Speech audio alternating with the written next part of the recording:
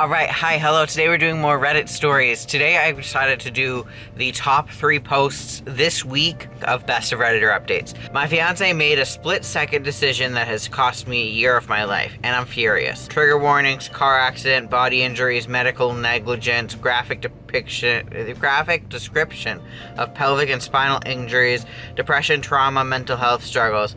Is this one oh, it's still ongoing. Maybe I'll do the just concluded ones. So today I'm doing the top 3 posts of this week. I can't say that they're concluded. I can't I can't filter it by both top of the week and concluded, so some of these will not be finished. Okay, my fiance made a split-second decision that has cost me a year of my life, and I'm furious. I, 26 female, my fiance, 30 male, and his son, 5 years old, were out getting Chipotle on March 14th. On the way home, we reached a busy intersection with a blinking yellow light. My fiance was driving, and I could tell he was about to go. I saw a car coming fast, and I very clearly told him to wait until the light was green. I don't know if he didn't hear me, didn't take me seriously, or just ignored me, but he kept driving forward anyways, and we got T-boned by a car going 50 miles per hour. Everyone else walked away fine, including his son, thank God, but I was crushed. I ended up with 2 full breaks in my pelvis, 2 fractures in my tailbone, fractures in my L4 and L5 vertebrae, and a fractured sternum. I was, and still am, in so much pain I can't even explain it. I wouldn't wish this kind of pain on anyone. I was rushed to the ER where everything was a complete blur except the trauma. I started having intense flashbacks, panic attacks, and nightmares about the crash and the pain. I had to undergo surgery where 2 7-inch steel screws were inserted into my pelvis. At the hospital, they gave me a back brace that was too big for me. The nurses and PTs even admitted that they didn't measure and they just guessed my size. Even when we told them it was too big, they didn't do anything about it, and despite this, they expected me to stand up and move around wearing it. That brace did nothing for support. Moving in it felt like my spine and pelvis were being ripped apart. The pain I was in trying to follow their orders and stand and walk was inhumane. All I remember from those days is pain, frustration, fear, and this overwhelming sense of helplessness. After about a week, I was transferred to a physical rehabilitation center. I didn't want to eat. I didn't want to bathe. I didn't want to move. I was so depressed and in so much pain that even thinking about shifting in bed made me cry. I had to depend on strangers for the most basic things, going to the bathroom, bathing, even feeding myself. As someone who's always been independent, it was utterly humiliating and devastating. I'm home now, but my recovery is far from over. Doctors and physical therapists all told me the same thing. You have the second worst kind of break anyone can experience. You'll need at least a year to recover, if not longer. You can't put weight on your right leg for 3 months. No bending, no twisting. Even after 3 months, it'll be a very slow process. And that's the part that's eating me alive, because before this, I was finally getting my life together. I was working on my health. I was eating right, doing CrossFit regularly, getting stronger, and finally meeting people and socializing. I had just gone back to college. I was finally building structure into my life after being recently diagnosed with ADHD. And now, it's all on hold. I can't work out. I can't leave the house unless it's for a doctor's appointment. I can't do anything by myself, and it feels like I lost everything I was working so hard to build. And even though my fiance has been supportive through all of this and is helping take care of me, I'm so angry at him. I told him, I warned him, I said, don't go, wait. And when I asked him why he kept going, he just said, I don't know. And that I don't know is now costing me an entire year of my life, maybe more. And I'm the one who's paying for it every single day. So yeah, I just needed that off my chest. I feel trapped in my own body. I feel like I'm grieving the life I could have had this year. I feel angry, sad, helpless, and I'm just trying to make sense of it all, but mostly I want my life back. I know this is temporary. I know I'll eventually recover, but losing a year of my life, my sense of normalcy, and my peace of mind is really, really rough. If anyone has any advice on how I can work on this, or maybe even share their experiences similar to this one, I'd greatly appreciate it. Relevant top comments. Someone said, was everyone in the car wearing seatbelts? OP says, yes, everyone was wearing a seatbelt. Someone says, that would be a deal breaker for me. Someone replies, mentioning therapy and mentioning journaling, and then said, I agree with the other commenter. I'd be done because that was a really reckless move that could have killed everyone. And his response of, I don't know, doesn't cut it for me. In regards to the first part, honestly, that is like terrifying. That is like, as someone who's trying to get my life together and, start doing more with my life, the idea of something getting in the way of that is so terrifying to me. Like, it's not like my biggest fear. There's so many other things that I'm afraid of more. I was actually going through some stuff with my antidepressant for a while, and I contribute a lot of me doing better to my antidepressant, and I had to go off of it for a month, and I was so afraid I was just going to lose the progress that I had started to build. And the idea of it just falling because of someone else, not because of me, because someone else did something that's gonna, and like, I'd be so pissed if the reason I can't keep continuing to better myself is because of what someone else did. Like, there are a couple people I would forgive for anything, but besides those people, anyone else I would be really upset by. And I don't know about it being a deal breaker. It depends. It seemed to be an accident, but also the part where she said to not go forward, and he said he didn't know why he didn't do it. He didn't know why he didn't just stop and not go. Like, it... in this circumstance that they are in, his idea, his responding, oh, I don't know why I did it, whatever, it's just, as the commenter said, is not enough. I would assume this man is like begging on his knees, apologizing, groveling, stuff like that, because it's his fault that she's in such a horrible position. And she seems young too. Did it say how old she was? Oh, 26, female. She's younger than me. Oh my God. And like, the fact that the son was in the car too, and he wasn't, and he still went, like, no, I'm not liking him as much. I think it'll really depend on what else she mentions about him, because I'm a little bit torn. On how I feel about him right now. Update. I honestly didn't expect my post to receive this much attention. I was just venting my thoughts and emotions in the moment, as I'm still going through the stages of grief. Thank you to everyone who took the time to share their thoughts, advice, and support regarding my situation. I want to clear up a few things and provide some additional context, including my fiance's perspective on why he didn't stop. To start, for those wondering about where the accident happened, since the rules around blinking yellow lights vary, it took place in Texas within the Dallas-Fort Worth area. That's all I'll share location-wise for privacy reasons. Next, a lot of people have asked whether my fiance has shown remorse and how he's been supporting me since the accident. The answer is yes, he's been devastated. He has apologized to me multiple times at the crash site, at the hospital, during rehab, and at home. He's been having panic attacks himself as of lately, something that he's never experienced prior to the accident. There was one moment where he called me panicking because he couldn't find his truck keys and desperately wanted to come see me to make sure I'm doing okay. My mom had to drive over to calm him down and help. He also continued to visit me frequently in the hospital and the rehab center. He's been advocating for me when I had issues, such as the back brace I was given, which was clearly too large. Side note, despite multiple people from my family, fiance, and even PTs mentioning it, the hospital staff didn't replace it. It wasn't until I called the hospital a week later, frustrated, that they finally took action. I had to put on my Karen voice and explain that their failure to properly size the brace was actively hindering my recovery. Eventually, I got a new one in a smaller size. Fun fact, the brace only comes in 2 sizes, small to medium and large to extra large. I'll let you guess which one they gave me. My fiance has also been helping me understand the insurance claim process. From what we know, I may be looking at around $100K. Additionally, at home, he's made sure I have what I need to recover. He bought me a $300+ bed frame that moves up and down similarly to the hospital beds I was used to, because I can't move up and down as normally without feeling pain or being at risk of re-breaking something.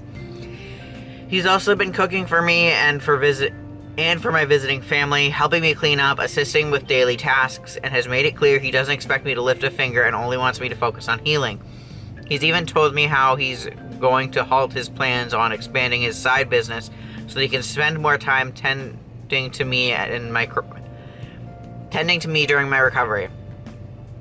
With this said, I've seen a lot of comments saying I should leave him or even sue him, calling him arrogant or careless. I understand these reactions, but looking back, I would have to admit that it was an honest mistake that anyone could make at any time of the day and at any point of time. A bad mistake, yes, but nonetheless, a simple human error at the end of the day.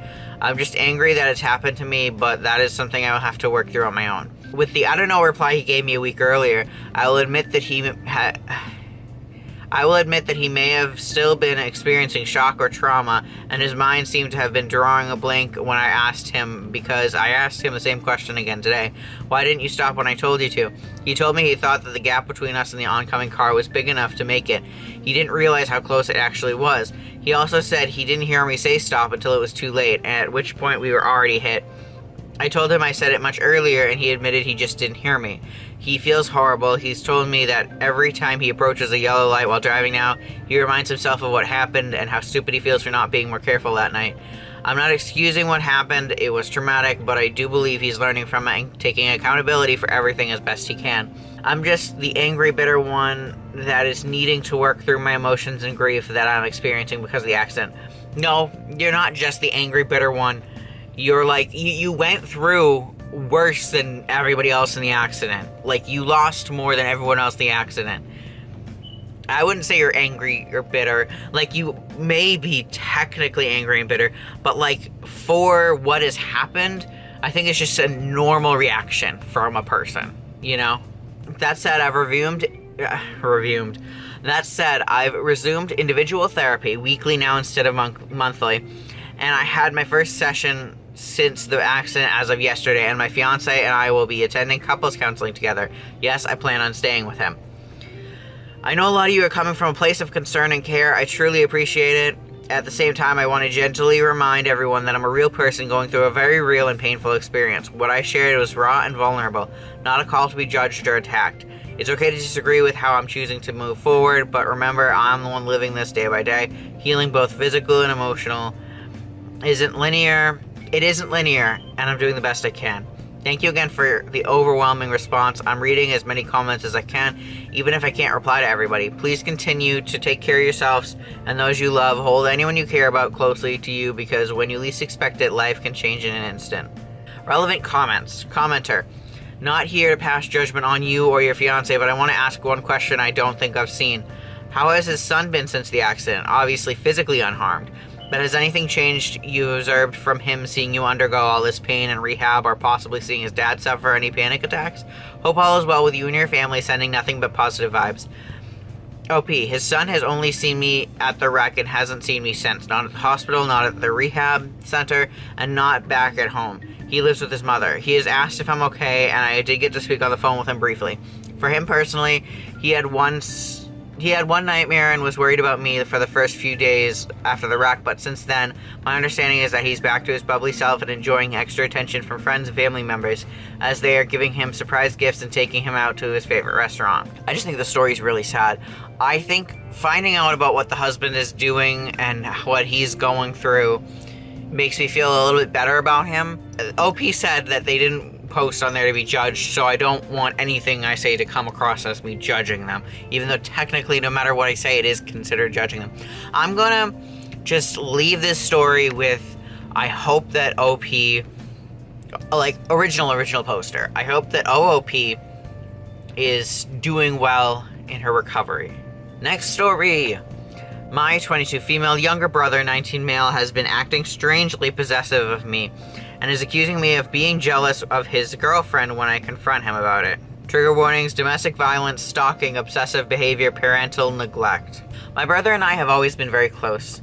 Growing up, we were each other's best friends. We've been through a lot of stuff: our parents' divorce, death of a few family members, even a devastating house fire when we were little.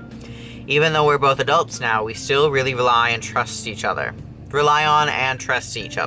After graduating high school, I went to college in a different state. I felt really bad for leaving my brother behind, but other than our parents being divorced, our home life had been pretty great. He was still rather upset with the fact that I was leaving and didn't want to stay home and be with him. I felt and still feel like it was a little unreasonable for him to react that way. I promised that I would call and visit as frequently as possible. When my brother graduated from high school, he asked if he could come and live with me. It wasn't too strange for him to ask. We lived in a small town, and the place I moved was bigger and more interesting city. Since he had decided not to go straight to college, it seemed like moving into the city with me was his only chance to get out of our hometown. I told him that we could look for a new place for when my lease was up. I lived in a studio apartment and wasn't about to share that tiny space with an 18-year-old boy. Ultimately, we found a reasonable 2-bedroom and moved into it right before my classes started. Things were a little weird right off the bat. He got very upset when he found out that I had been casually dating. It seemed like he was upset that I hadn't told him. He was mad that we were drifting apart so far that I wouldn't tell him that I was dating, even if I wasn't in a committed relationship or anything. Then he asked me if I could refrain from bringing guys over to our home. When I asked him why, he said it made him uncomfortable. I told him that I could respect that while I was just casually dating guys, but if I got into a relationship, I would certainly be bringing my boyfriend over. We'll cross that bridge when we come to it, he says. Well, we got to that bridge. I had a new boyfriend and decided to confront my brother about having him over. I hadn't told my boyfriend why I insisted that we always hung out at his apartment, and he didn't ask. We got into a huge screaming fight where my brother basically told me that college guys only want sex and that I should be focusing on school. I can't believe this is happening. When I told him that I was an adult and would do what I wanted, he reminded me that he paid rent and had input into what went on in his home. We compromised that my boyfriend could come over but wouldn't stay overnight. I told him that solution would work for the time being, but we would need to reassess. Again, he told me we would cross that bridge when we came to it. After having the same argument 1 or 2 or 3 times, I told my brother that if he wasn't willing to stop being weird about this, I wasn't going to be living with him once the lease was up. He apologized profusely, but continued to insist that he was right in the situation. Finally, he told me that he would let me make my own mistakes. Unfortunately, things didn't go well with that boyfriend. We broke up for reasons unrelated to my brother. Of course, my brother took advantage of this to tell me that he was right and that I should have listened to him.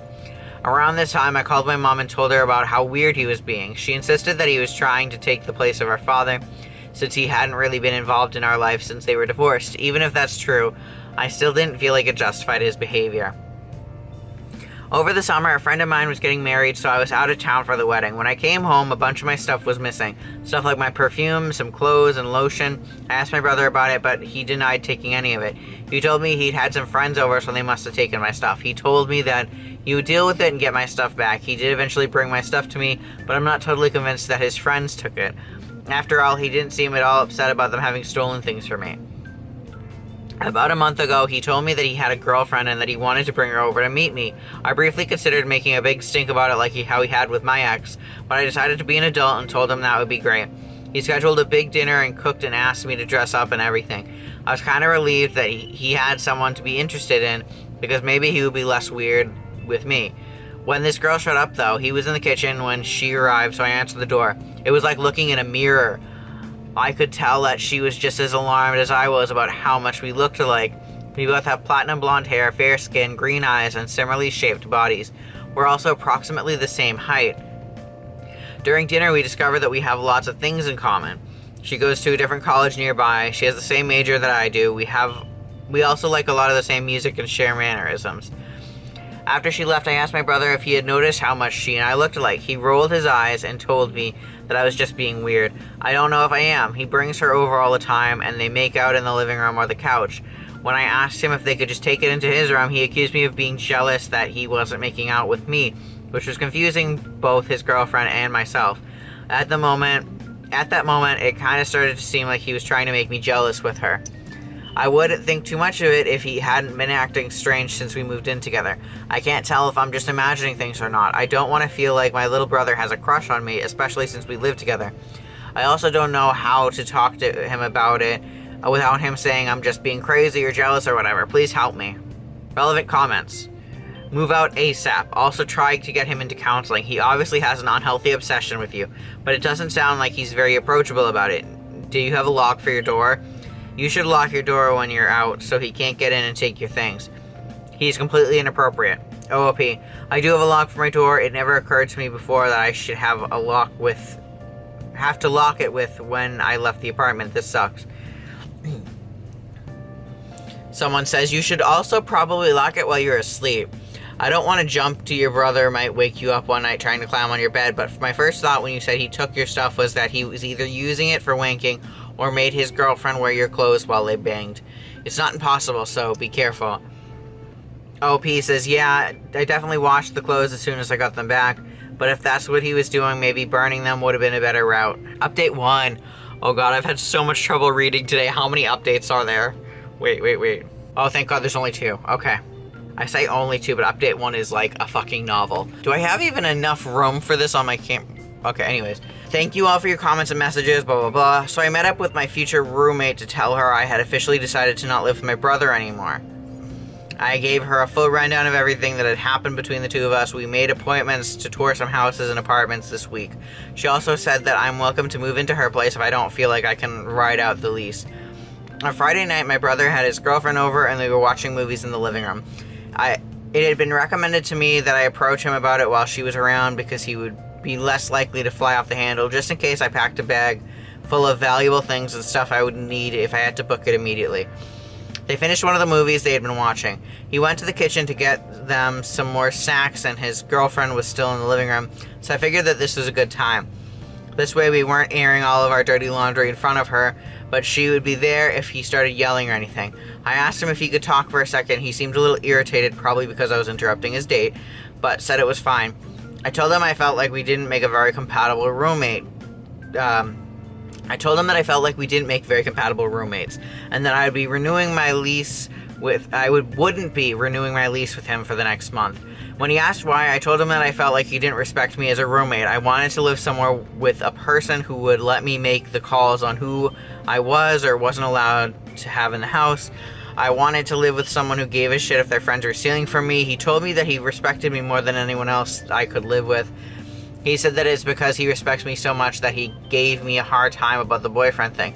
I said that if he really respected me, he would give me the room to decide if a boyfriend was good for me or not. Around that time, he started getting louder and angrier, so his girlfriend came in to check and see if things were cool.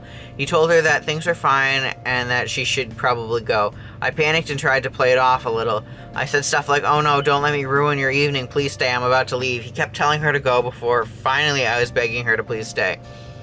He could tell that I was kind of scared and started laughing at me. He asked if I was afraid of him and told me I was being ridiculous. He asked his girlfriend if she thought that there were any good reason for me to be afraid of him. She seemed really worried or confused and told him he was being weird. He explained that I had just told him that I was bailing on him as a roommate and that I was being a horrible cunt about things that weren't a big deal. He asked his girlfriends to leave again and she did. Once she was gone, he told me that I was just pissed that he wasn't going to let me be a huge slut like I wanted to be. He told me that someday I would meet the perfect guy for me, but he wouldn't want to date me because I would have had sex with so many guys, and nobody worthwhile wants to marry a skank. He said that he was trying to help me so that I wouldn't wind up in that situation. I told him I was going to leave and that we could talk again whenever he was ready to talk without saying horrible things to me, but that I was going to be giving our landlord notice by Monday. I went into my room and got my bag. I locked the door behind me and headed to the door. When I was almost at the front door, he appeared right behind me and said my name. I turned around very quick, and as he did, he punched me right in the face. He didn't knock me out or anything, but I collapsed on the floor. Without saying anything else, he stepped over me and went out the door, leaving me there. I iced my eye for a while, which is now pretty swollen and purple, before I grabbed my bag and left. I called my mom and talked on the phone with her while I walked to the car so that if he approached me, she would hear what happened. She insisted that I was exaggerating about what he had done, so I sent her a picture of my face. She started crying and apologized for being dismissive. I told her that it was okay, but I didn't want to be forced to spend time with him in any family situations ever again. I haven't seen him since then. I've been staying with my new roommate. I've gotten a few texts from him, but haven't responded yet. Here's what they say. Text 1, where did you go? I came home and now you're gone. We have to finish talking about this. Text 2, are you fucking kidding me? Tell me where you are or that you're alive. I'm scared that I haven't heard from you. You know how worried I am when you fall off the face of the earth like this. Text 3, you're being such a child right now. Text 4, I don't know what you said to mom, but you really upset her. I hope you're happy. Text 5, I'll be home all day Monday if you want to come over and meet with the landlord to give notice. That's fine. Text 6, where am I going to live? His girlfriend even texted me once about how worried he is about me. I'm a little nervous about tomorrow. As I said, I haven't texted him back about joining him tomorrow. I told my new roommate that I needed her to come with me. She suggested that I not wear any makeup so he can see the reality of what he did to my face. I don't know. What do you think? OOP replied to a deleted comment. This has definitely changed how I feel about my mom's ability to parent. OOP when told to file a police report. I'm currently on hold with the police department. If they need for me to come into the station in order to fill out the report, I'll do that first thing in the morning. Someone said, whoa, whoa, whoa, an OP with a backbone that actually goes to the police when they need to? OOP, I'm kind of feeling like if I had a backbone, I would have stood up to him before things escalated to this point, but thanks. When told to contact the brother's girlfriend, I just sent her a message to ask if she was...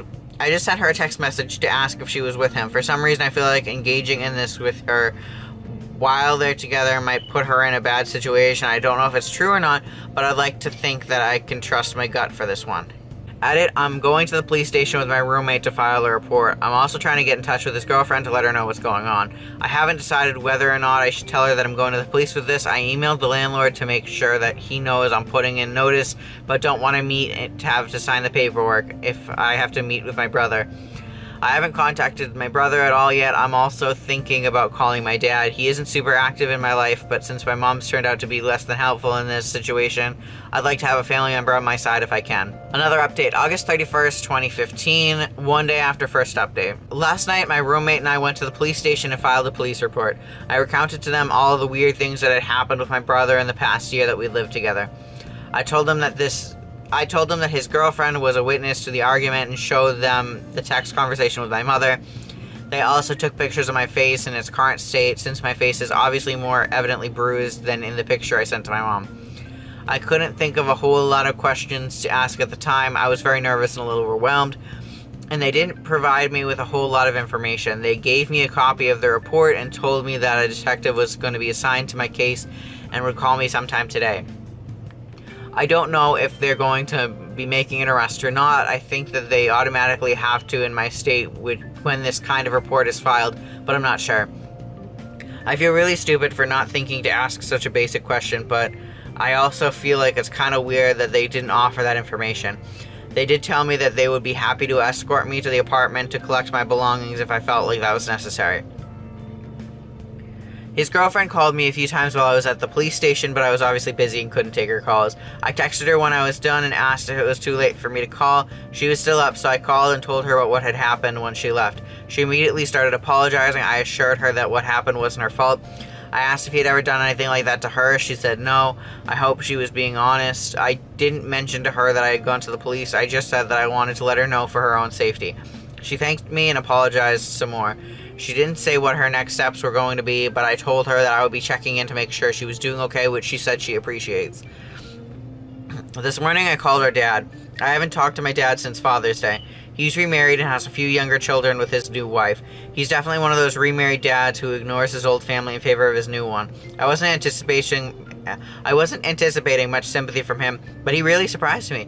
He told me that based on some of my brother's behavior from his childhood, violent tendencies towards other kids at the school around the time of the divorce, which I had never heard about from anyone until that moment, the whole thing didn't especially shock him. Dad's fairly well off financially and offered to get me a lawyer if I thought I needed one.